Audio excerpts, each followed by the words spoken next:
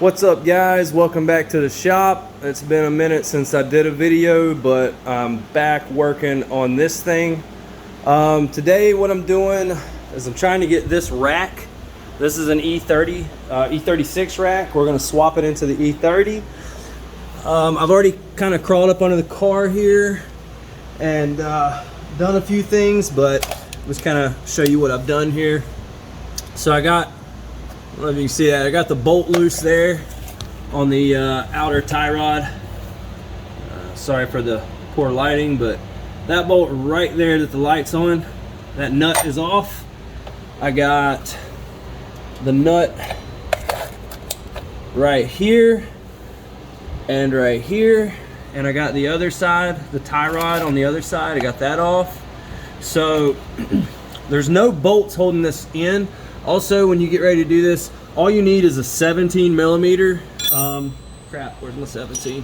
So I used a 17 short socket 6-point on the top of these bolts, like, you know, back up here like this on the nut part of it, and then just a this thing here, 17 millimeter ratchet wrench on the bottom, and then a 17 millimeter ratchet wrench on these on the outer tie rods.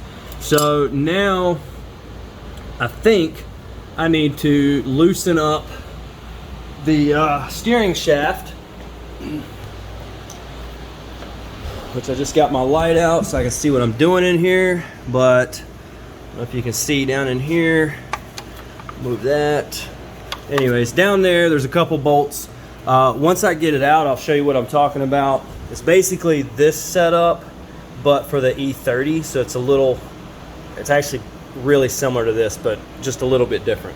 So these are the bolts that we took out on the other one. That's what they look like on the new one. Let me get this old one out. I gotta take the lines loose and then the couple bolts, and that thing should come out. So let me get that out and I'll show you what it looks like. All right, back under the car again. I'm still working on getting the rack out. I took this loose, just kind of got it out of the way. It's just the little inner mud flap thing right there. That gives me a little more room to swing a hammer and knock this tie rod out. Same thing on the other side. I just kind of unbolted it enough to push it up out of the way. Again, just to get enough room to knock that tie rod out. This thing is like loose, but it's ready to come out. I still need to take the lines. I don't know if you can see them up in there. I'll show you from the top side. So I need to take the lines loose, and I don't know if you can see in there, but I've got a 19 millimeter down here on one of the lines, the banjo bolt that holds the line in. I also took my intake out of this hole here just so that I'd have more room to work around and move my hands in here. So 19 millimeter on the line, and then also took, see if I can move it up here so you can see it. I took the bolts, took 2 of the bolts out of the guibo for the steering just to give me a little more room to work. And I think I'm probably gonna have to take the whole thing loose down at the bottom just so that I got enough room to clear it. But first things first, I'm gonna take these lines off and get this line going to the tank over here out of the way.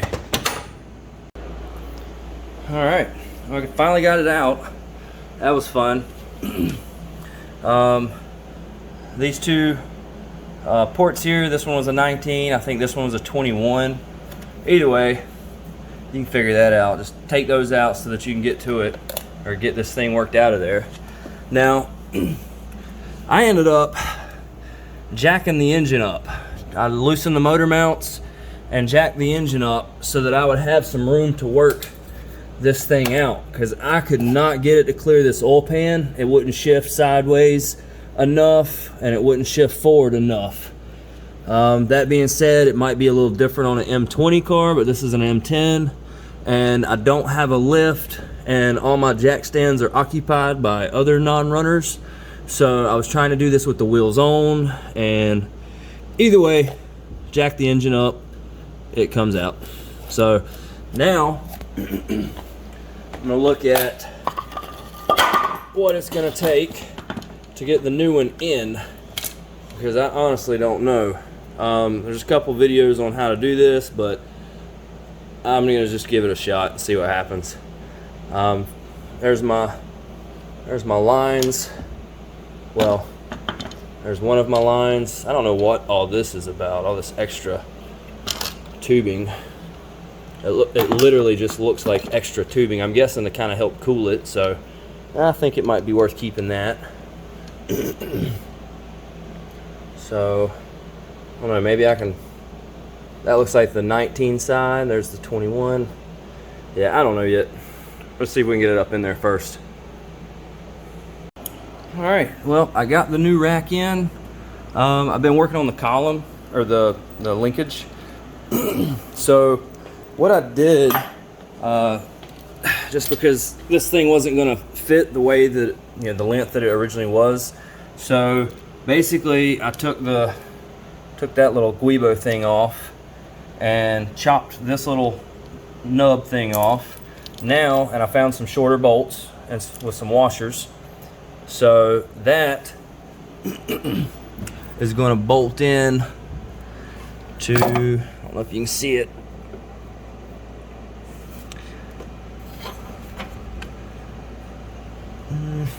Kind of hard to see it, but yeah, right there. That knuckle right there, mine should bolt right in now, and it should be about the right length. And I think doing it this way is going to make it easier to pop this portion onto the bottom and then just line these bolt holes up and call it a day. So let me get that bolted in. Oh, there it is. Still got to tighten everything up, but I basically just deleted the guibo, or whatever you want to call that thing. Deleted that. That made my gap right there perfect, so it's got just enough there and just enough at the top on the splines. So I didn't need all the extra pieces that came with that Garagistic kit. This stuff here I didn't need. Really all I needed was those little spacers and then some bolts that I had in my bolt bin. So let me get all this tightened up. All right, well there it is installed. Turned out pretty good. I ended up taking this thing off. Best I could tell, this was more or less just like a cooler line, you know, hung down, let it cool off a little bit, I guess, before it goes through the pump. But with that being said, it was hitting my oil pan, and when I put it all in, it kind of pushed it down. It was in a bind, and I was gonna have to go get a fitting for this, and I just took it out. If I gotta put a cooler on it at some point, then I'll do it later. But for now, I think this will work great. Now I'm just trying to get the alignment sorted out, at least good enough to get it to the alignment shop. And right now, it's pretty out of whack. But that's enough about that. I was basically doing this video just to show you guys kind of the process of going through the hassle of putting this stupid rack in. And I got all that bolted back in, and you can see there's the linkage. That turned out perfect. Didn't have to really modify it other than taking that little nipple thing off and changing the taking the guibo thing out. And then my original power steering fluid reservoir just bolted straight up to this new rack. I just kind of had to move some of the hoses. Instead of routing them from that direction, I had to basically just curl them and route them in from the front side, but I think it all turned out pretty good. I don't know if you can really see anything else in there, but yeah. Yeah, I think it turned out pretty good. And there you go.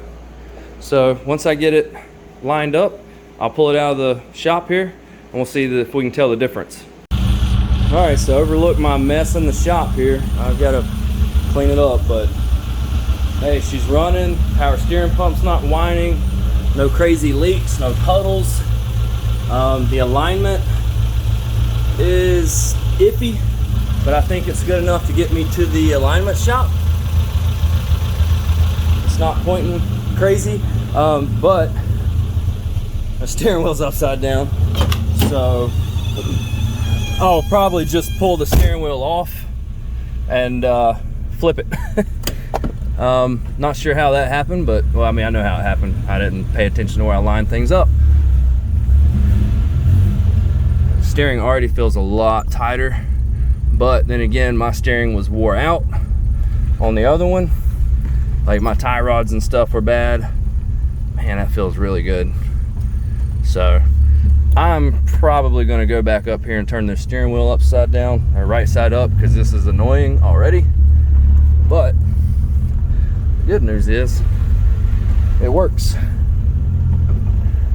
Seems to be driving decent. Just need to flip that. So thanks for watching, guys. I hope this helped you. It wasn't that great of a how-to, but I just thought it'd be fun to do it. Thanks for watching.